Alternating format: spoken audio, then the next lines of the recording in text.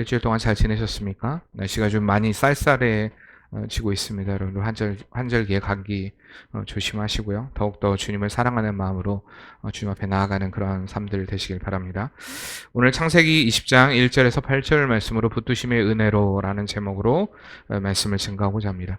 1862년 그 미국의 남북 전쟁이 한창일 때에 이 메릴랜드의 한 초소에서 북군의 군사가 남군의 군사를 향하여서 총구를 겨누고 있었습니다. 여차하면 쏘려고 딱 그렇게 총구를 겨누고 있었고 방아쇠를 막 당기려는 그 순간이었는데 갑자기 남군 병사의 입에서 노래가 흘러나오더랍니다. 그 노래 소리를 듣고 이 북군의 군사는 총을 쏘지 못했습니다. 그 노래가 뭐였냐? 방금 우리가 예배 전에 불렀던, 이 말씀 전에 불렀던 찬양, 선한 목자 되신 우리 주 항상 인도하시고 방초동산 좋은 곳에서 우리 먹여 주소서. 이 찬양이었습니다. 선한 목자 구세주여 항상 인도하소서. 선한 목자 구세주여 항상 인도하소서. 아멘. 이 감미로운 그 찬송이 달빛을 퍼졌고 이 북군의 군사는 그 찬송에 감동을 받고 그 총을 쏘지 못하고 그를 살려준 일이 있었습니다. 근데 이 둘은요 나중에 만나게 됩니다. 그 델라웨어라고 하는 그 여객선에서 그 둘이 우연히 만나게 되는데 이 남군의 병사였던 사람은 여전히 그 시간에 그 찬양을 부르고 있었습니다. 선한 목자 되신 우리 주 항상 인도하시고 한참 그 북군의 군사가 그때와 같이 그때의 상황이 생각이 나더랍니다. 물론 남군의 병사는 몰랐죠.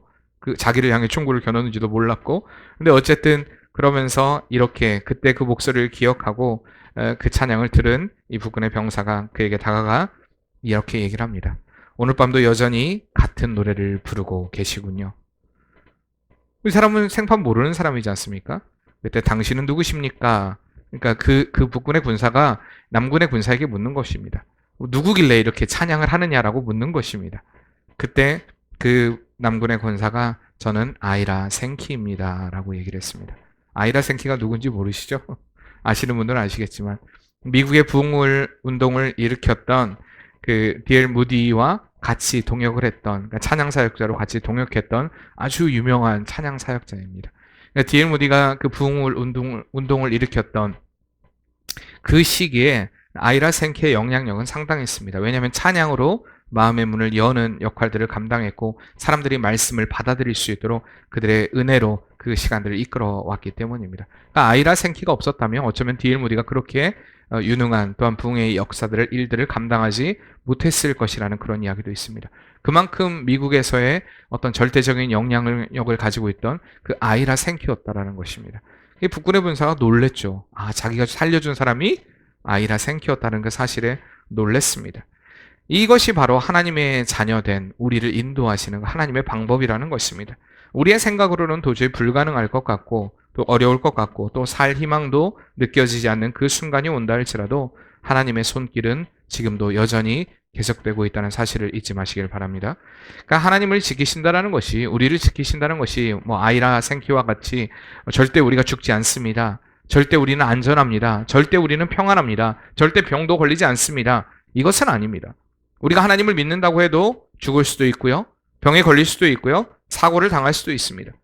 그러나 중요한 것은 그러한 상황 가운데 하나님의 선한 목적이 있고 반드시 하나님은 우리의 삶을 선한 길로 이끌어 가신다는 그 믿음입니다. 성경은 이렇게 우리를 보호하고 계심에 대해서 언제나 늘 말씀하고 계십니다. 많은 고백들을 통해서 하나님이 우리를 지키시고 보호하신다. 졸지도 아니하시고 주무시도 아니하시며 우리를 지키신다. 이스라엘 백성들을 인도하셨을 때도 낮에는 구름 기둥으로 밤에는 불 기둥으로 내가 너희와 함께 하고 있다. 하나님의 임재가 그들과 함께 하고 있다라는 것을 늘 그들에게 보여주셨습니다. 저는 그 수많은 표현들 중에 특별히 제가 좋아하는 고백이 뭐냐면 신명기에도 그렇고 시편에 나온 고백인데 바로 눈동자와 같이 너희를 지키신다라는 이 말씀이 제게 가장 큰 은혜가 됩니다. 사람의 소중한 신체가 많이 있지만 다 소중하지만 사람의 머리가 소중하지 않습니까? 근데 눈이라는 것은 이 머리에 존재한 그 사람의 모습 중에 이 눈이라는 것이 얼마나 중요합니까? 근데 눈동자 같이 우리가 눈을 봄으로 인해서 때론 범죄하기도 하고 눈으로 봄으로 인해서 어려운 상황들을 피하기도 하고 눈으로 봄으로 인하여서 어쨌든 어떤 결정들을 내리는 가장 빠른 게 바로 눈입니다.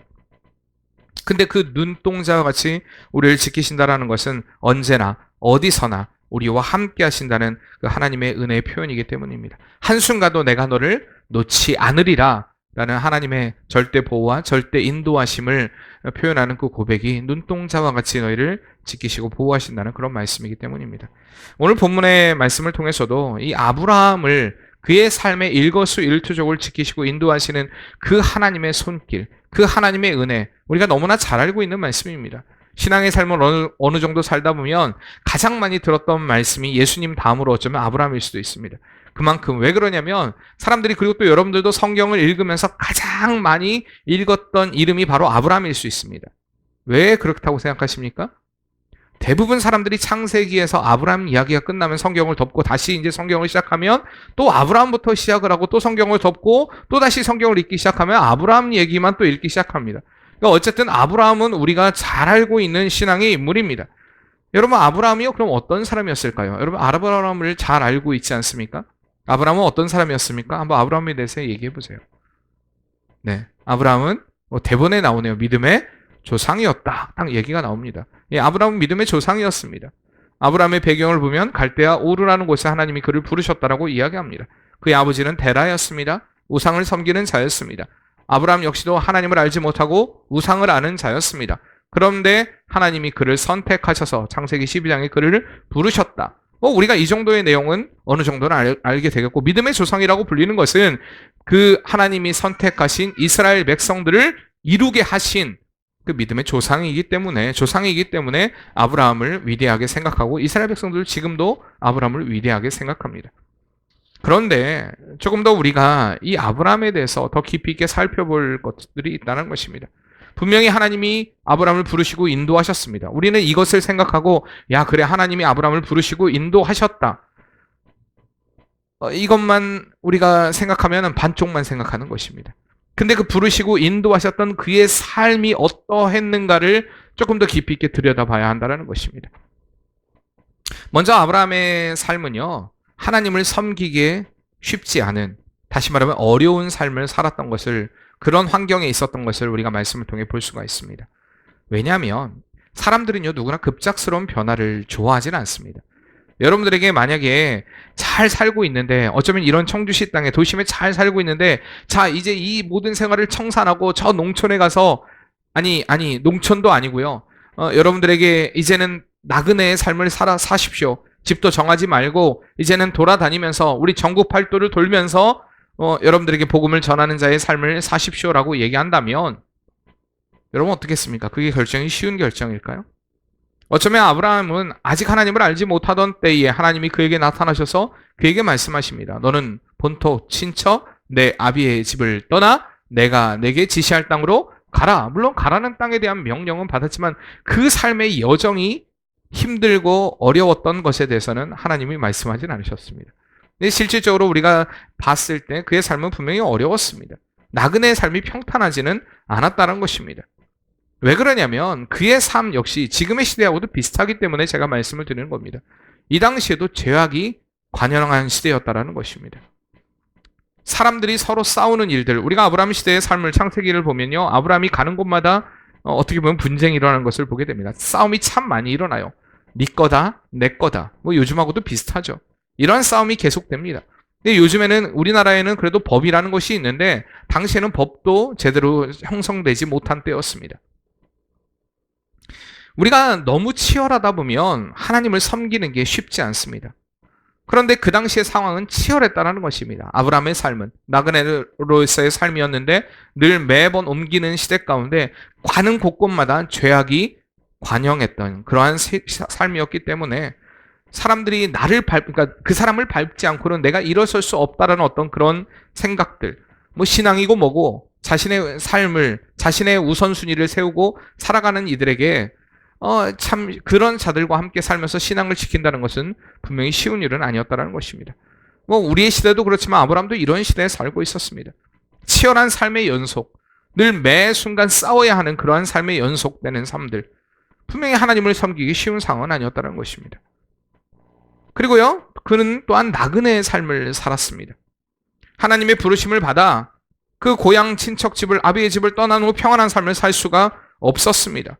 오늘 말씀 1절에도 보면 아브라함이 거기서 네게부 땅으로 남쪽 지방으로 옮겨가 가데스와 술 사이 그랄에 거류했다라고 이야기를 합니다.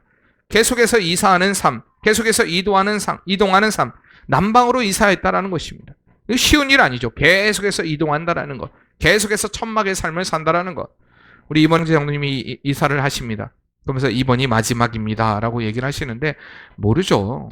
또 몰라요. 사실 우리의 삶이 그렇습니다. 늘 매 순간 여기가 마지막이었으면 좋겠는데 저도 결혼하고 나서 1년에 몇 번 이사를 한 적도 있었습니다. 계속 이사. 제 아내가 늘 하는 말이 좀 안정적인 삶을 살고 싶다. 안정적인 삶을 살고 싶다. 지금 집이 안정적일까요? 저는 그렇게 생각하진 않습니다. 어쨌든 안정적인 삶. 우리 인간의 욕구는 이렇습니다. 늘 안정적인 삶, 정착하고 싶은 욕구. 그런데 아브라함은 그런 삶이 아니었다는 것입니다. 늘 천막에 거하는 삶. 한 나라가 아니라 그것도 우리나라 땅에만 있으면 괜찮은데 우리나라 팔도만 돈다면 그래도 어쩌면 괜찮을 수 있는데 어떻게 보면 전 세계를 돌아야 하는, 그러니까 하나님의 명령에 의해서 가라는 땅은 다 돌아야 하는 그러한 상황이 바로 아브라함의 상황이었다는 것입니다. 더군다나 아까 얘기했듯이 그의 상황은 하나님을 섬기기 쉬운 상황은 아니었습니다. 너무나 어려운 상황이었습니다. 야, 내가 하나님 나보고 본토 지쳐 아비의 집을 떠나 너의 길을 인도하겠다. 너 가라 말씀하셨는데 왜 제 삶은 이렇게 어렵고 환난이 많고 고통이 많고 역경이 많고 사람들의 핍박이 많고 계속해서 공격이 되는 삶, 정말 하나님을 섬기는 일이 왜 이렇게 피곤한지 모르겠습니다. 여러분 혹시 그렇게 하나님께 고백하고 있지 않습니까? 하나님, 내 삶이 왜 이렇게 피곤합니까? 나는 이것도 해야 되고 나는 이것도 해야 되고 나는 이것도 해야 되고 나는 이렇게 살아야 되고. 여러분 그렇게 나에게 힘을 주시고 능력을 주시고 상황을 주신 하나님께 감사하시길 바랍니다. 하나님은요 그걸 감당할 수 있으니까 주셨어요. 우리가 하나님의 일을 할 때 자꾸만 핑계하는 삶을 되어서는 안 된다는 것입니다. 감사가 사라지면요 우리의 삶에 불평과 불만이 가득 자리 잡게 생각하면 하나님의 인도하심이 보이지 않습니다. 자꾸 내가 생각하는 안락, 내가 생각하는 만족, 내가 생각하는 기쁨, 이것만을 꿈꾸는 삶이 됩니다. 이건요 굉장히 우리의 마음을 사로잡는, 갉아먹는 어떤 좀과 같은 그런 마음입니다. 이런 상황 속에서 하나님을 섬기고 살아간다는 것, 여러분 아브라함에게는 분명히 쉬운 상황은 아니었다는 것입니다. 어제 우리 지사님이 화내는 걸 처음 봤대요. 살면서 그렇게 화를 내는 거를 그동안에도 봤겠죠. 근데 이번에 화가 좀 특별한 화였나 봅니다. 왜냐면 저희가 금요 철야배를 끝나고 그날 동대문을 갔다 왔습니다. 근데 사실 생각해보세요. 차에서 잠도 다 주무시고 운전은 제가 갈 때 운전하고 제가 올 때 운전하고 저는 아침부터 일어나가지고 저도 할 일 하고 그랬는데 어쨌든 근데 피곤하시죠 솔직히 그 하루 일정. 근데 아침에 일찍 일어나야 되는데 아버지한테 전화가 오니까 알았어요 갈게요. 간다고요 하고 이제 전화를 끊었다고. 그런 모습을 처음 봤다고. 그러면서 알았대요 자기가. 뭐냐, 충섭집사님은 잠을 못 자면 화를 내는구나. 여러분 충섭집사님, 천사 같은 충섭집사님도 잠을 못 자면 악마가 됩니다. 잠을 못 자면 이게 무슨 말입니까? 사람이 피곤하면요 이건 충섭집사님 얘기가 아니에요. 사실 피곤해 보세요. 짜증나 보세요. 막 몸이 어디라도 아프기만 해보세요. 얼마나 신경이 거기 곤두서 있습니까? 얼마나 그게 화가 나요. 사람이 그렇습니다. 사람의 심리가. 근데요 아브라함은 삶은요 늘 그렇게 피곤한 삶의 연속이었다는 것입니다. 늘 매 순간이. 그리고요 그의 삶엔 믿음의 동역자가 없었습니다. 같이 그 길을 걸어갈 사람들, 같이 신앙의 길을 걸어갈 사람들. 우리가 예수 믿는 사람들이 많은 곳에서 삶을 살면은 그래도 좀 편안합니다. 왜? 나와 같은 믿음을 가진 사람들이 있기 때문에. 여러분 이렇게 교회에 오면 편안하지 않으십니까? 그래도 나와 같은 믿음을 가진 사람들이 있기 때문에 그래 이분들은 내 편이야 라는 그런 만족감이 있습니다. 근데 아브라함은 그런 만족을 느낄 만한 공간이 없었습니다. 믿음을 지키는 곳, 이 믿음을 지킨다라는 것이 어떻게 보면 부자연스럽고 이질적인 것으로. 여러분 한번 생각해 보세요. 밥 먹을 때 다른 사람 다 기도하는데, 저도 고등학교 때 보면 다른 사람 다 기도 안 하는데 그 목사들도 있고 다 있었는데 기도 안 합니다. 걔들 점심 먹을 때 왜 기도해야 되냐. 여러분 식사기도 잘 하셔야 됩니다. 우리 교회 식사기도가 너무 짧은 분들이 많아요. 어떻게 이렇게 기도를 하는지 모르겠어요. 제가 세상에 하나님 1번, 제가 예전에 학교 다닐 때 걔는 얘기했죠. 아침에 일어나면 1번, 하나님 밥 먹을 때는 2번, 잠잘 때는 3번입니다. 그리고 진짜 실제로 기도해요. 밥 먹을 때 2번 하고 밥 먹습니다. 여러분 이거과 똑같은 기도를 하고 있어요. 여러분 형식적인 기도가 돼서는 안 됩니다. 우리에게 이 일용할 양식을 주신 하나님께 적어도 하나님 감사합니다. 이 음식을 주시니 감사합니다. 이 음식 먹고 건강하게 해주세요. 예수님의 이름으로 기도합니다. 아멘. 이래도 좀 그래도 길잖아요. 저는 날마다 기도가 똑같았어요. 맨날 이랬어요. 그런데도 그 기도가 그렇게 짧지 않은데 신기해요. 초인적인 능력을 가진 것 같아요. 여러분 혼자 밥 먹으려고 기도할 때 내가 혼자 기도하려고 하면 얼마나 힘듭니까? 저도 고등학교 때 밥을 먹으려고 하면 항상 지켜야 했습니다. 왜요? 기도하는 순간 다 없어집니다. 다 가져가요, 애들이. 다 저희 집 반찬은 왜 이렇게 어머니가 반찬을 맛있게 해주셔가지고 하필이면 그렇습니까? 아이들이 금방 없어집니다. 반찬이. 그러니까 잘 지켜야 돼요. 그럼 이렇게 기도합니다. 애들이 기도 중에 막 그래요. 빨리 끝내. 기도 빨리 해. 젓가락 포크 들고 다 대기하고 있습니다. 빨리 네 반찬 열어. 제가 하루는 안 되겠어요. 너무나 반찬을 많이 뺏겨가지고 도저히 밥을 먹을 수가 없어가지고 안 되겠습니다. 제가 항상 가난한 친구하고 밥을 2개를 싸갔어요. 2개. 항상은 아니지만 2개. 아니면 저는 절반 먹고 그 친구를 주고. 그 친구 항상 이렇게 부모님이 안 계셔가지고 그런 친구였는데, 근데 그 반찬을 하루는 제가 어머니 그런 다른 반찬 말고요. 고추장 볶음을 싸주세요.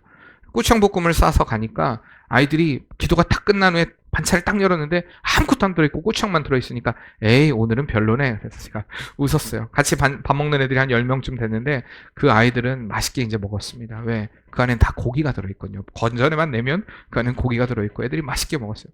근데 그것도 얼마 가지 않아요. 소문이 나니까 또 그렇게 싸도 애들이 또 뺏깁니다. 여러분 생각해보세요. 아무도 기도하지 않는데 내가 혼자 기도하고 신앙을 지킨다? 다 놀러 가는데 나 혼자만 교회 간다고 한다? 여러분 쉬운 일입니까? 왜 너만 특별해? 왜 너만 그렇게 하려고 해? 제가 군대에서 제일 많이 들었던 말이 그거예요. 왜 나도 교회 다녀. 나도 권사들이야. 나도 장로 아들이야. 너만 특별해? 왜 너 꼭 그렇게 해야 돼? 라는 이런 표현들. 여러분 이럴 때 어떻습니까? 외로움을 느낍니다. 소외감을 느낍니다. 부자연스럽습니다. 그런데 이런 것들을 통해서 당하는 또한 압박 역시도 심하다는 것입니다. 여러분 이런 상황 가운데 아브라함이 하나님을 섬겼던 것입니다. 하나님 말씀을 쫓아갔던 것입니다. 아브라함의 하나님의 말씀에 순종하여 고향을 떠났고 하나님을 섬기며 살아갔던 그 삶이요 순탄하지 않았다는 것입니다. 그러나 그 삶은 하나님 앞에 아름다운 삶이었습니다. 우리가요 정말 하나님의 말씀대로 살아가는 것, 하나님의 뜻대로 살아가는 것, 이 세상 가운데 모두가 노라고 할 때 예스 하는 삶이 힘들다 할지라도 여러분들 하나님을 쫓아가는 아름다운 삶을 선택하시길 바랍니다. 왜냐하면 하나님은 그 삶을 붙들어 주시기 때문입니다. 그의 삶에는요 영원한 가나안을 약속하셨던 것처럼 우리에겐 약속의 천국이 있기 때문인 줄 믿습니다. 그러나 결국에는 아브라함도 이렇게 신앙의 삶을 살다가 결국엔 타락을 하게 됩니다. 타협을 하게 됩니다. 바로 오늘 본문 말씀이 바로 그 말씀입니다. 세상과 타협하는, 타락을 하는 이런 세상 가운데 하나님을 잘 섬겼지만 아브라함이 완벽한 신앙, 제가 얘기할 때 그럼 아브라함의 완벽한 신앙을 얘기하려고 이 얘기를 하는 게 아닙니다. 사실 아브라함의 신앙은요 완벽하지 않았습니다. 그는 실수가 많았습니다. 실수하는 모습이 적나라하게 성경에는 드러나 있습니다. 우리가 이 말씀을 통해 성경이 또한 사실이라는 것을 알 수가 있습니다. 보통 다른 그런 어떤 경전이라고 불리는 것들은요 좋은 말만 다 써놓습니다. 아닙니까? 우리나라 역사도 보면 왜곡된 것들이 많이 있습니다. 좋은 것들만 써놓습니다. 근데 적나라하게 얼마나 아브라함이 요즘 말로 속된 말로 못난이었나 찌질이었나 어떻게 보면 오늘 말씀을 통해 볼 수가 있습니다. 아내를 향해 누이라 아내를 아내라 하지 못하는 그러한 삶이 바로 아브라함이었다는 것입니다. 오늘 본문의 실수가요 아내를 누이라고 속인 것. 이 그랄 지역에 갔을 때 사람들에게 자기 아내를 속이면서 이야기를 합니다. 내 누이라. 왜 그런 어처구니 없는 짓을 했습니까? 당시의 문화가 그렇습니다. 사람을 죽이는 것보다 사람을 간음하는 게 사실 더 큰 시대였습니다. 그렇기 때문에 간음을 안 하려면 어떻게 하면 됩니까? 아브라함을 죽이면 됩니다. 당시 문화가 그랬다는 것입니다. 죽이는 것보다 간음이 더 큰 죄였어요. 그러니까 간음을 안 하려면 죽여버리면 돼요. 그래야 아브라함이 느꼈던 어떤 그런 압박은요 상당한 것이었습니다. 그렇기 때문에 아내를 누이라고 속인 것입니다. 내 누이다. 왜? 자신의 생명을 보존하기 위해서. 뭐 또 조금 더 확장해서 좀 좋은 마음으로 아브라함을 받아들인다면 아내도 보호하기 위해서. 진짜 보은지는 모르겠지만 어쨌든 그런 핑계를 댔을 수도 있습니다. 여기서 우리는 사람이 본성이 두려움을 만났을 때 죄악된 본성이 쏟아져 나오는 것을 우리가 아브라함을 통해 볼 수가 있는 것입니다. 이 환경에 대한 두려움, 여러분들이 어떤 상황과 환경에 대한 두려움이 생길 때에 우리가 알지 못하는 어떤 돌출 행동, 돌발 행동을 하게 된다는 것입니다. 여러분 두려울 때 아브라함 같이 행동하는 것이 여러분에게 없다고 생각하십니까? 우리도 잘 생각해 보세요. 상황을 모면하기 위해서 얼마나 많은 거짓말을 합니까? 내 머릿속으로는 이거 안 돼, 이거 거짓말이야, 이렇게 하면 안 돼라고 말하면서도 내 입에서는 거짓을 말하고 있습니다. 핑계하고 있습니다. 여러분 그렇지 않습니까? 상황을 모면하려고, 위기를 벗어나려고 자꾸만 내 마음과는 다른 생각들을 이야기하고 있습니다. 거짓인지 때로는 모르고 이야기할 때도 있죠. 이게 잘못된 거지, 거짓인지는 아는데 이게 잘못된 건지 모르는 사람도 있습니다. 어떤 사람들은 더 나아가서 이게 하나님이 나에게 주신 번뜩이는 지혜라고 이야기하는 사람도 봤습니다. 거짓을 이야기하면서도. 그러나 그렇지 않습니다. 이러한 거짓된 삶은요, 결국에는 이러한 돌출 행동은요, 하나님을 향한 온전한 신뢰가 없을 때 이루어지는 행동이라는 사실입니다.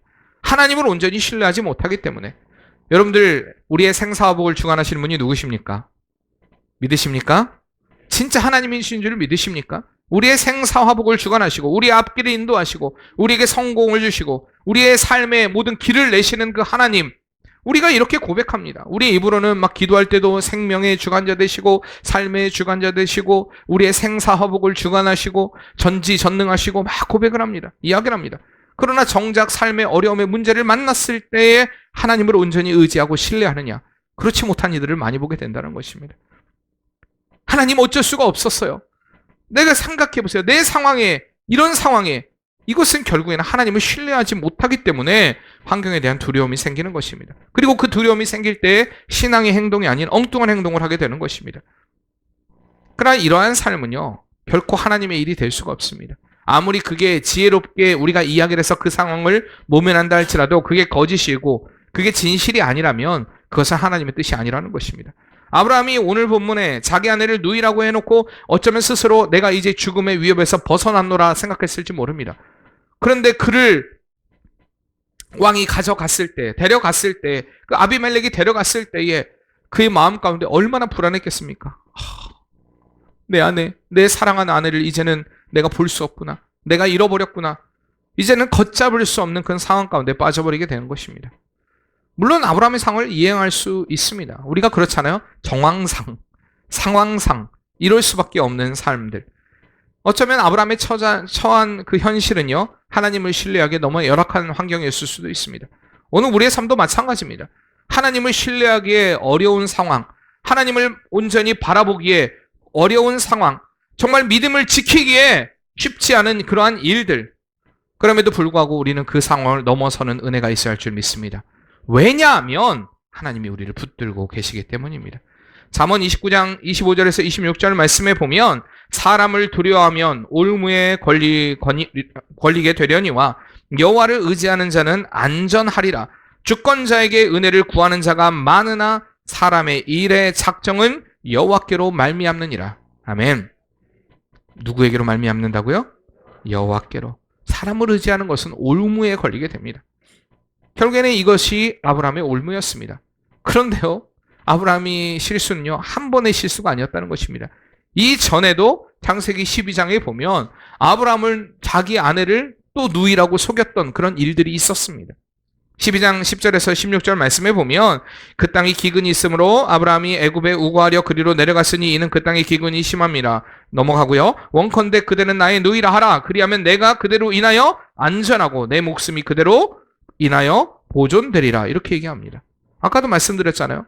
사람을 죽이는 것보다 간음이 더 큰 죄였습니다. 내가 그 안에 어떻게 보면 아브라함에게 있어서 물론 제 눈에 콩깍지였는지 모르겠지만 사례가 분명히 인물이 뛰어난 인물이었으면 분명한 것 같습니다. 뭐 아브라함만 그렇게 생각한 게 아니라 사람들이 사라를 보았을 때에 이쁘다고 느낄 만큼 또한 저 사람을 내 아내로 취하고 싶다라고 마음이 먹을 만큼 굉장한 미인이었던 건 사실인 것 같습니다.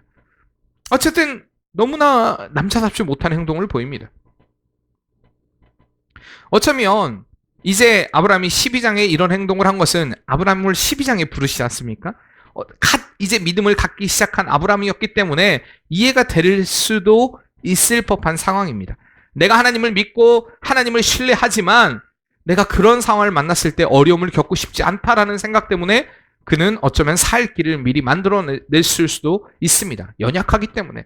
그러나 이제 20장까지라면 하나님의 그 인도하심들을 계속 보았고 하나님의 약속을 계속해서 받았고 이제는 신앙의 어떤 성숙을 이루어야 됨에도 불구하고 세월이 지나도 조금도 성장하지 않은 것이 바로 아브라함의 모습이었다는 것입니다. 지었던 똑같은 죄를 짓는 것.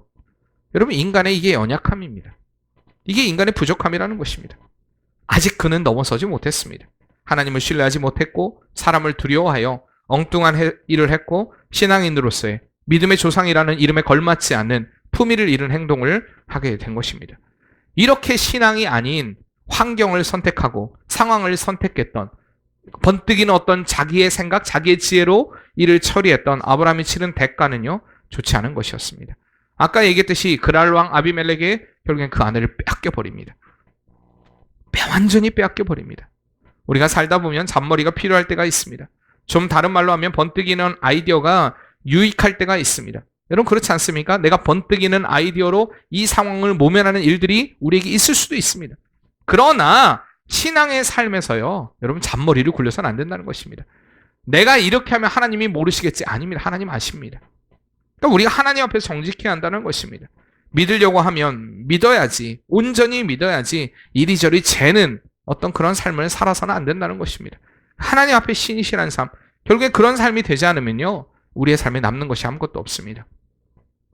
여러분 다시 한번 여러분들에게 말씀드립니다. 세상의 눈치를 보고 세상을 따를 때 우리의 삶은 유익하지 않습니다. 기꺼이 주님을 위해 내가 이 환경, 이 두려움, 이 어려움, 이 모든 상황을 극복하고 감내하게 될 때에 우리는 주님이 주시는 승리를 맛보게 되는 은혜의 삶이 될 줄 믿습니다. 우리가 다니엘서를 계속해서 수요일 날 보고 있는데 다니엘서를 보세요. 새 친구가 믿음을 지키기로 결정을 합니다. 하나님, 내가 믿음을 지키겠습니다. 오직 하나님의 뜻대로 살겠습니다. 그들은 그 믿음을 지키기 위해서 밤이 새도록 기도했습니다. 하나님 앞에 기도했습니다. 그 훈련의 기간 동안에 3년이라는 기간 동안에 늘 하나님의 그 붙드심과 인도하심을 기억하고 기대하고 어쩌면 그들이 같이 모여서 합심하여 기도하면서 우리가 이런 믿음을 지키자, 이런 삶을 살자라고 결단했을 수도 있습니다. 그런 상황 가운데 그들이 위기를 만나게 됩니다. 너희가 절하지 않으면, 이 느부갓네살에게 절하지 않으면, 그들이 만든 그 형상에게 절하지 않으면, 금신상에게 절하지 않으면 반드시 너희를 저 풀무불에 집어넣으리라. 위기를 만나게 된 것입니다. 결국에는 그뿐만 아니라 왕의 분노까지도 사게 됩니다. 그러나 그들은 목숨보다도 신앙의 삶을 선택합니다. 결국에 그 결과는 풀무불에 떨어지게 됩니다. 그러나 하나님은 그들을 살리셨습니다. 그들을 지키셨습니다. 그들을 인도하셨습니다. 여러분들 정말 하나님 안에서 담대하시길 바랍니다. 하나님을 신뢰하시길 바랍니다. 어떠한 환경 가운데도, 어떠한 상황 가운데서도 여러분들에게 닥친 그 모든 상황 가운데서도 두려움을 떨쳐버리시고 하나님을 신뢰함으로 믿음의 길을 걸어가는 복된 성도의 삶이 되시길 바랍니다. 아브라함의 삶을 통해서요, 하나님을 의지하지 않는 자의 결과가 어떠한가를 우리는 분명히 볼 수가 있는 것입니다. 성경은 아브라함의 위대함만 얘기하는 것이 아니라 아브라함의 모습을 통해서 인간이 얼마나 나약하고 연약한 존재인가를 오늘 우리에게 이야기하고 있는 것입니다. 결국엔 세 번째로 이러한 사람과 환경으로부터 하나님은 아브라함을 지켜주십니다. 도저히 벗어날 수 없는 상황, 자신의 불신앙으로 인하여서 더 큰 위기를 겪게 되고 더 큰 위험을 만나게 된 그 아브라함, 이제는 인간의 힘으로는 어떻게 해볼 수 없는 상황. 여러분 우리도 마찬가지입니다. 그 상황에 그냥 하나님께 맡기면 되는데 그렇지 않고 내 힘과 내 능력으로 그 상황을 해결하려고 하다가 더 큰 문제, 이제는 인간의 능력으로 어떻게도 할 수 없는 그런 상황을 우리가 맞닥뜨리기도 합니다. 자신의 능력으로 무언가 해보려고 할 때 결국에는 아브라함은요, 그 아내를 빼앗기고 이제는 평생 그 아내를 그리워하며 슬퍼할 일밖에 남지 않았을 것입니다. 그러나 하나님은 이렇게 징패양난에 빠진 아브라함을 버리지 않았습니다. 하나님을 온전히 신뢰하지 못하고 잔머리를 굴렸고 세상과 타협했던, 이게 바로 관점입니다. 우리의 관점. 아브라함이 완전하다는 얘기를 하는 것이 아니라 아브라함이 이렇게 어려운 시대에 살았다는 것을 우리가 공감하면서 우리도 지금 어려운 시대에 살고 있으니까 어쩔 수 없지라는 것을 이야기하는 것이 아니라 그런 상황에 살고 있지만 하나님이 우리를 어떻게 붙들고 계시는가? 하나님이 우리를 어떻게 인도하고 계시는가? 하나님이 우리의 삶 가운데 얼마나 세세하게 앞서 말씀드린 것처럼 눈동자와 같이 우리를 인도하고 계시는가를 여러분들에게 지금 말씀드리고자 하는 것입니다. 결국에 그는 타협을 했지만 하나님이 그를 인도해 내십니다. 벗어나고 싶고 내 힘으로는 정말로 이제는 어떻게 할 수도 없는 그런 상황을 맞닥뜨린, 차라리 내가 믿은 대로 살았다면 좋았을 텐데 왜 내가 하나님을 신뢰하지 못하고 뒤로 물러서고 말았을까? 우리가 이런 탄식의 순간이 올 때도 있습니다. 그러나 중요한 건 그때도 늦지 않았다는 것입니다. 그때 돌이키면 됩니다. 여러분들 지금 혹시 상황이 하나님 나 이제는 어떻게 할 수 없어요. 이제 돌이킬 수 없지 않습니까? 하나님 어떻게 할 수 없어요. 그러한 마음으로 정말 주님 앞에 여러분 온전하게 매달리시기 바랍니다. 그게 잘하는 겁니다. 그래야 하나님의 은혜를 맛볼 수가 있습니다. 이 룻기에 등장하는 이 나오미의 가정, 정확히 말하면 엘리멜렉이죠. 엘리멜렉의 가정을 보면 위기를 모면하다가 더 큰 위기를 만난 것을 보게 됩니다. 그렇죠?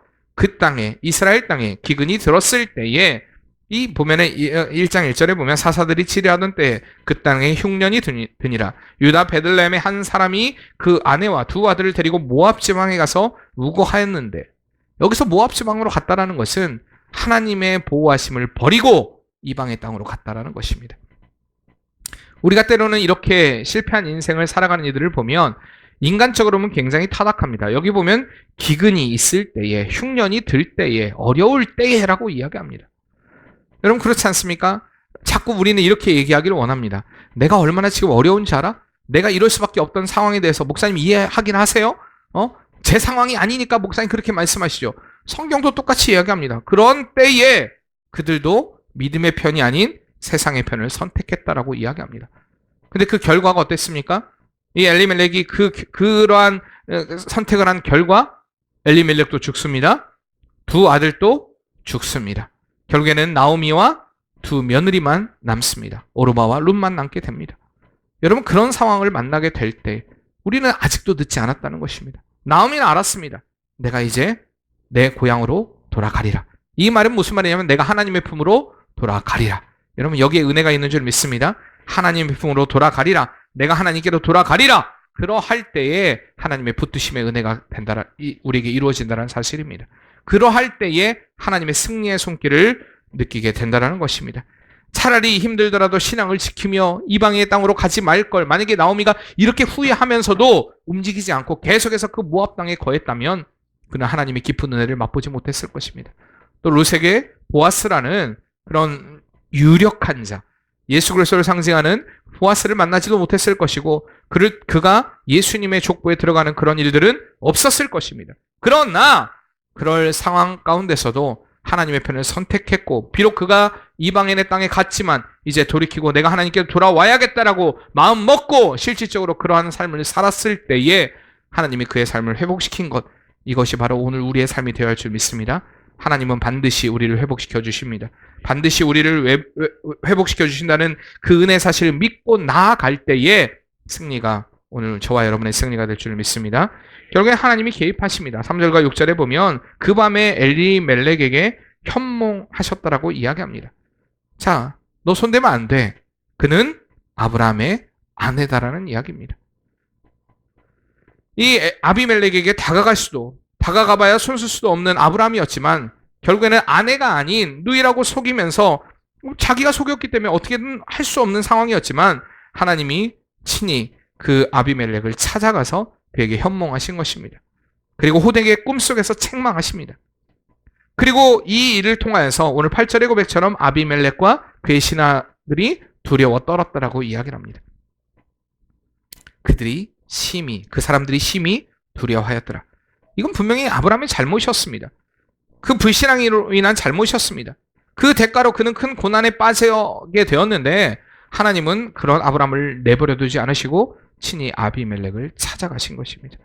아브라함이 아무리 발을 동동 구르고 한숨을 쉬어도 몸을 비비 꼬아도 해결할 수 없었던 그 문제를 하나님은 간단히 해결하신 것입니다.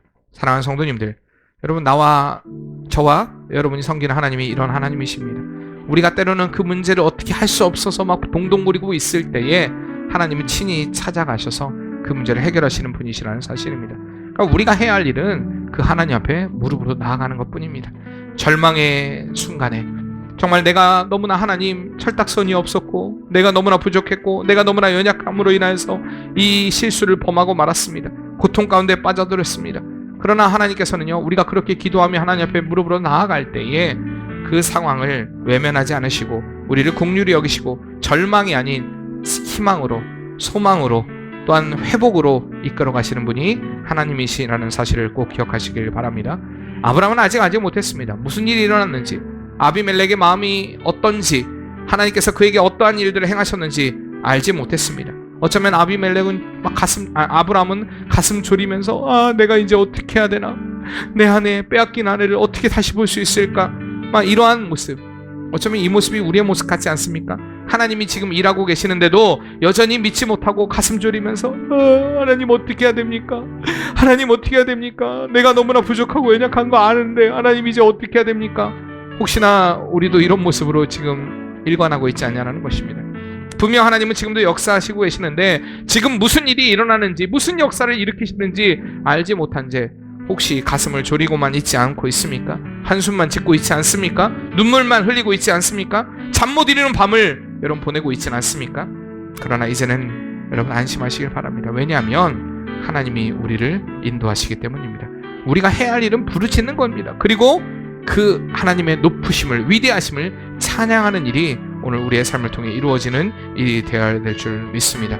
믿음의 눈을 가진 아브라함이 아니었지만, 믿음의 시각을 가지고 믿음의 행동을 하지 않은 아브라함이었지만 그를 사랑하시고 불꽃 같은 눈동자로 그를 지키시고 인도하시는 그 하나님의 손길이 그를 회복시켰던 것처럼 오늘 우리를 높여주시고 회복시켜주시는 그 하나님의 은혜의 손길을 느끼고 누리는 복된 성도의 삶이 되시길 바랍니다.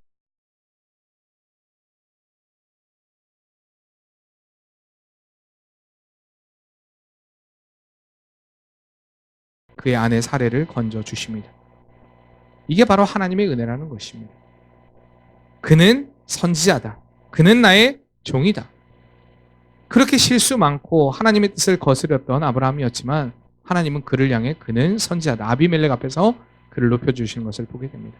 마찬가지로 동일하게 주님은 오늘 우리에게요, 너는 내 아들이다. 너는 내 딸이다. 너는 내 것이다. 이렇게 말씀하고 있는 줄 믿습니다. 너는 하나님의 사람이다. 너는 내 사람이야. 너는 내 거야. 그 어떤 누구도 너를 건드리지 못해. 하나님의 사람에게 주는 확신이 바로 이것이라는 것입니다. 이 아비멜렉은요, 결국에는 그 사라를 취했지만 자기가 살기 위해서는 이제 아브라함을 다시 불러야 했습니다. 그의 기도를 받아야 했습니다. 그의 앞에 머리를 조아리고 기도를 받아야만 하는 상황들, 오히려 하나님께서는 구겨진 아브라함의 그런 체면을 회복시켜 주셨고, 또한 이방 나라 백성의 그 신하들 환난을 겪고 어려움을 겪고 그 고통의 순간에 이 세상 가운데서 우리를 지켜주신다 약속하고 계신 것입니다. 늘 말씀드리지만 우리의 사방이 막혀 있더라도 어디가 열려 있다고요? 우리의 오방은 열려 있습니다. 우리의 하늘은 열려 있는 줄 믿습니다. 늘 우리가 그렇게 기도해야 돼요. 하나님, 우리의 사방이 막혀 있다 할지라도 우리의 하늘은 열려 있습니다. 늘 하나님 앞에 기도하고 하나님 앞에 매달림으로 그 문제 해결을 받는 그러한 삶이 우리의 삶이 되어야 한다는 것입니다. 우리가 원래 세상은 이럴 수밖에 없습니다. 결코 하나님을 섬기는 사람들에게 세상은 호의적이지 않습니다. 하나님의 뜻대로 살아가는 자들에게 결코 세상은 녹록지 않습니다. 그것이 우리에게 큰일이 아니라는 것입니다. 요즘 우리나라의 문제점들, 저도 참 가슴이 아픕니다. 제가 정치 얘기를 아무리 안 해도 지금 이런 상황들을 보면 가슴 안타깝고, 정말 이 땅이 과연 어디로 가고 있는가? 이 땅 가운데 사회주의가 도래하지 않을까? 저도 사실 걱정이 되는 부분들이 분명히 많이 있습니다. 그러나 분명한 것은 우리가 막혀있는 이 순간에라도 하나님은 일하신다는 것입니다. 그리고 우리를 선한 길로 이끌어 가신다는 것, 우리가 이것을 믿고 기도하는 마음으로 주님 앞에 꿇어 엎드려야 한다는 것을 여러분 결코 잊지 마시길 바랍니다.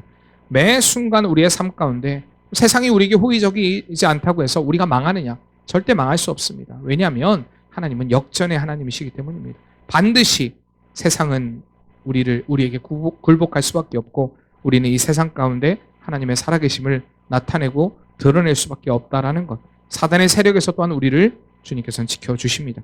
하나님의 지키심을 믿으시길 바랍니다. 무엇으로부터 지키냐? 사단의 세력으로부터 지킨다는 것입니다. 그들이 아무리 강력한 세력으로 우리에게 온다 할지라도 마지막 시대의 사단의 세력은요, 가히 상상하는 것 이상입니다. 그럼에도 불구하고 그는 예수의 십자가 앞에, 예수의 권세 앞에 예수님의 그 발 아래 이미 그 머리가 짓밟혔습니다. 그러니까 사단의 꼬리치는 것들이 심할 수가 있어요. 그렇게 우리에게 다가오는 그 모든 시험들이, 어려움들이, 시련들이 우리가 감당할 수 없다라고 생각하는 그런 어려움의 시련일 수 있다는 것입니다. 그러나 하나님을 믿는 우리를 누구도 대적할 수 없다라는 사실. 데살로니가후서 3장 3절 말씀에 보면 주는 밑부사 너희를 굳게 하시고 악한 자에게서 지키시리라고 말씀하고 있습니다. 악한 그 세력에서, 사단의 세력에서 지키신다는 것입니다.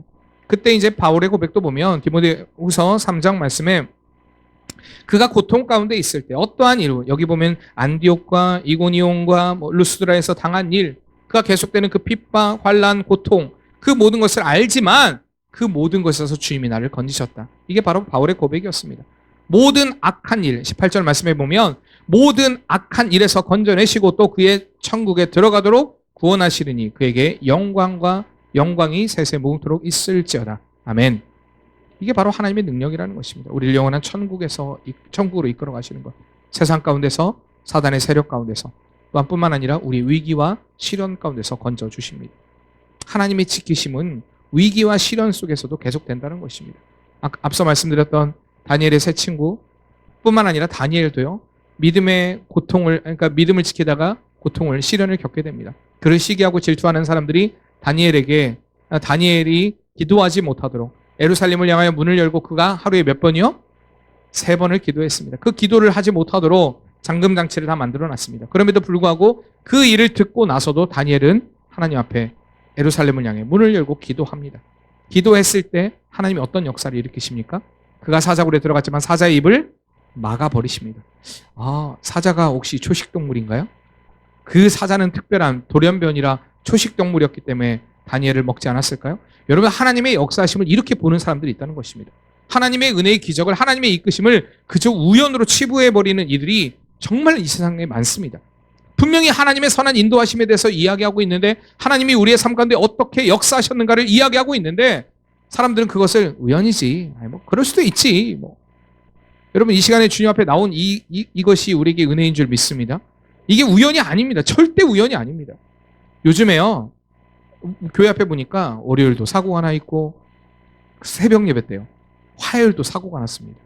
여러분 모르시죠? 아시는 분도 있지만 사고가 나요. 그 사고가 많은 시대 가운데, 그러니까 우리가 이곳에 오실 때는 항상, 특히 새벽에 오시는 분들은요, 내 신호를 내가 지킨다라고 생각하면요 절대 안 됩니다. 항상 새벽은 서서 좌우를 살펴봐야 됩니다. 내가 이 신호를 받아야 돼. 요즘에는 숫자가 나오니까 10, 9, 8, 7, 왠지 나에게 빨리 달리라고 사인을 주는 것처럼 여러분 느껴지십니까? 예, 그럼 빨리 갑니다. 빨리 저기 가요. 물론 영원한 천국이 그리워서 그렇게 달리시는 분이 있을지 모르겠지만 여러분 조심해야 돼요. 서로 조심해야 됩니다. 방어 운전을 해야 된다는 거예요.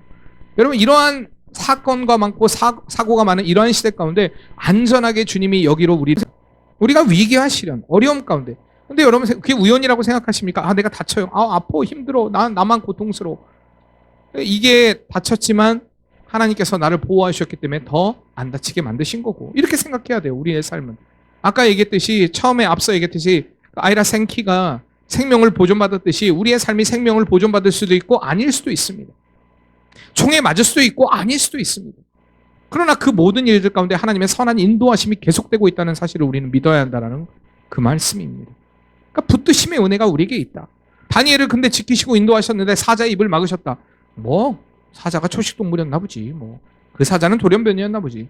그런데요, 그렇게 다니엘을 향하여서 험담을 하고 죽이려고 했던 그 세력들을 사자굴에 던자마자 사자가 어떻게 합니까? 그냥 떨어지기도 전에 집어삼켜버립니다.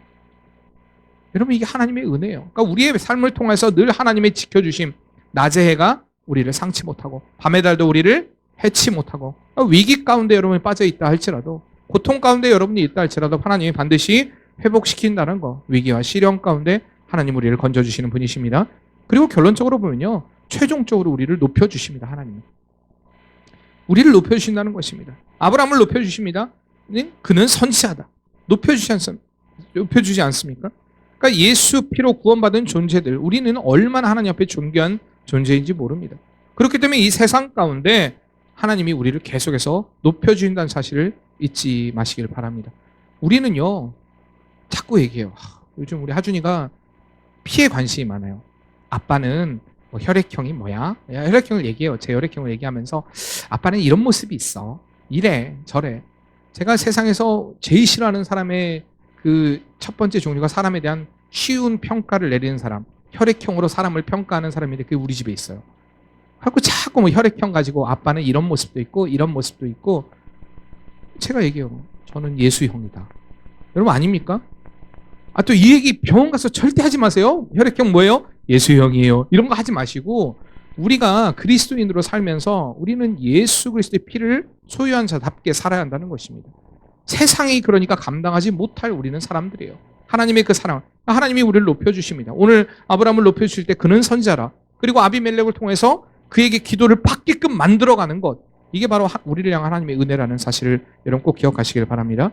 그러니까 능하신 손, 베드로전서 5장에 보면 그러므로 하나님의 능하신 손 아래에서 겸손하라. 때가 되면 하나님이 높이시리라. 아멘. 때가 되면 자꾸 우리는 그때를 앞당기려고 합니다. 하나님, 그때가 좀 빨리 왔으면 좋겠습니다. 하나님, 그때를 좀 빨리 허락해 주세요. 여러분들이 기도를 보면 자꾸 그래요. 하나님, 내가 지금 나에게 돈이 필요합니다. 하나님, 나의 지금 이 상황이 해결되기를 원합니다. 하나님, 지금입니다. 주님, 지금. 아까 우리 서일사님이 지금이 중요하다고 했는데 그 지금이 중요한 지금이 아닙니다. 우리의 지금은요, 하나님께 헌신해야 될 때가 지금이고요, 하나님의 역사하심은요, 하나님의 때의 지금입니다. 우리가 자꾸 지금이라고 얘기하지 마세요. 하나님이 역사하실 그때를 우리는 기다리고 기대해야 합니다. 하나님이 회복시킬 것들, 하나님을 믿는 사람들이 하나님의 역사하심과 인도하심 가운데 어떻게 회복되는가를 아는 사람들은요, 결코 쓰러지고 넘어지고 좌절하지 않습니다. 세상 속에서, 시련 가운데, 우리의 또한 어려움 가운데, 때론 우리의 고통 가운데, 위기 가운데 하나님이 회복시켜 주시고 최종적으로 우리에게 승리를 주신다는 것을 믿는다면 결코 우리가 넘어지고 쓰러지고 좌절할 수가 없다는 것입니다. 힘들지 않다는 얘기 아닙니다. 이 얘기를 듣고 나니까 목사님, 말씀하셨잖아요. 세상을 살면서 힘들지 않다고. 저는 힘들지 않다고 얘기한 적 한 번도 없습니다. 힘들 수 있습니다. 괴로울 수 있습니다. 고통스러울 수 있습니다. 그러나 이 세상 가운데 하나님이 우리를 지켜주십니다. 하나님이 승리하게 하십니다. 사단의 세력에서 우리를 지켜주시고 위기와 시련 가운데서 우리를 지켜주시고 최종적으로 우리에게 승리를 허락하신 여러분, 그 승리의 역사를 경험하는 복된 성도의 삶이 되시길 바랍니다. 근데 우리가 해야 할 게 있어요. 그럼 따라해보시죠. 하나님께 벗어나지 말자. 하나님께서 벗어나지 마시길 바랍니다. 하나님에게서 벗어나지 마시길 바랍니다. 하나님을 자꾸 벗어나려는 어떤 행동들, 하나님이 없어도 되는 것처럼 살고, 하나님이 없어도, 하나님이 함께 하시지 않아도 내가 승리할 것처럼 살아가는 여러분, 그런 어리석은 인생이 되지 마시길 바랍니다. 우리가 연약하고 모자라고 부족하지만 그 우리 모자란 대로, 연약한 대로, 부족한 대로 여러분 하나님 앞에 머무는 은혜가 있길 바랍니다. 반드시, 따라해봅시다. 반드시 주님은 승리하게 하십니다. 옆에 분들하고 인사해보세요. 반드시 주님은 당신을 승리하게 하십니다. 여러분, 이 붙드심의 은혜로 승리하는 삶이 되길 바랍니다. 어떤 시련 가운데, 어떤 환난 가운데서도 그 주님 붙잡는 믿음으로 나아가는 복된 성도의 삶이 되시길 바랍니다. 우리 한번 찬양합시다. 승리는 내 것일세. 우리 한번 찬양해 볼까요? 승리는 내 것일세.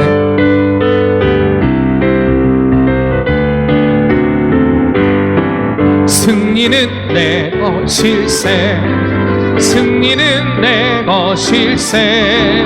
구세주의 보혈로서 승리는 내 것일세. 내 것일세. 승리만은 구세주의 보혈로서 항상 이 다시 한번 힘차게 승리는 내 것일세. 승리는 내 것일세. 구세주의 보혈로서 승리는 내 것일세. 내 것일세. 승리만은 구세주의 보혈로서 항상 이기네. 능력 능력은 저 빨리 좀 돌려주세요. 빨리. 능력은 내 것이 구세주의 보혈로서 능력은 내 것일세 능력 많은 구세주의 보혈로서 항상 이기네. 축복은 내 것일세 구세주의 보혈로서 축복은 내 것일세 축복 많은 구세주의 보혈로서 항상 이기네. 은사는 내 것일세 구세주의 보혈로서 은사는 내 것일세 은사 많은 구세주의 보혈로서 우리 다시 한번 승리는 내 것일세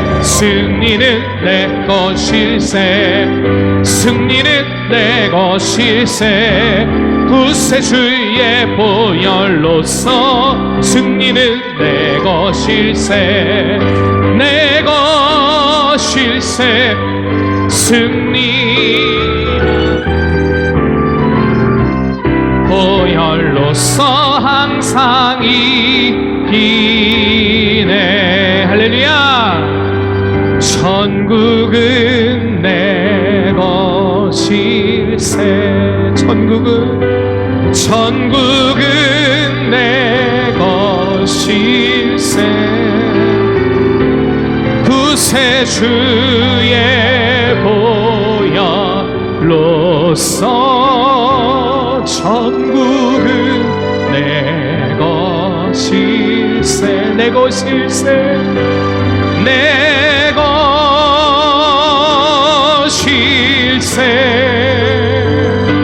천국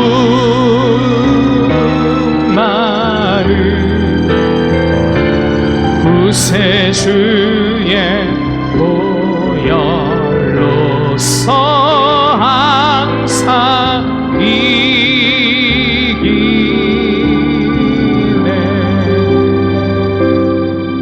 아멘. 그렇습니다. 주님, 우리가 주님 믿고 나아갈 때 승리가 우리에게 있는 줄 믿습니다. 하나님의 은혜가 늘 우리 안에 머물고 있다는 사실을 우리가 잊지 않기를 원합니다. 아브라함이 부족하고 연약했지만 또 인간적으로 실수를 범했지만 하나님이 그를 회복시켜 주셨습니다. 더 높여 주셨습니다. 우리가 그 하나님의 은혜의 손길을 늘 기억하며 우리가 하나님의 말씀대로 살아갈 때 아브라함보다도 더 높여 주시고 더 세워 주시고 더 하나님의 크신 은혜와 크신 놀라운 역사들을, 놀라운 기적들을 보이신다는 것을 우리가 기억하며 주님 붙들고 나아감으로 승리할 수 있는 복된 성도의 삶이 되게 도와주시옵소서. 무엇보다도 우리에게는 영원히 돌아갈 천국이 있습니다. 그 천국을 소망하며 믿음의 길을 걸어갈 수 있는 복된 성도의 삶이 되게 도와주시옵소서. 우리를 이끌어 가실 그 주님을 믿사오며 예수님의 이름으로 기도합니다. 아멘.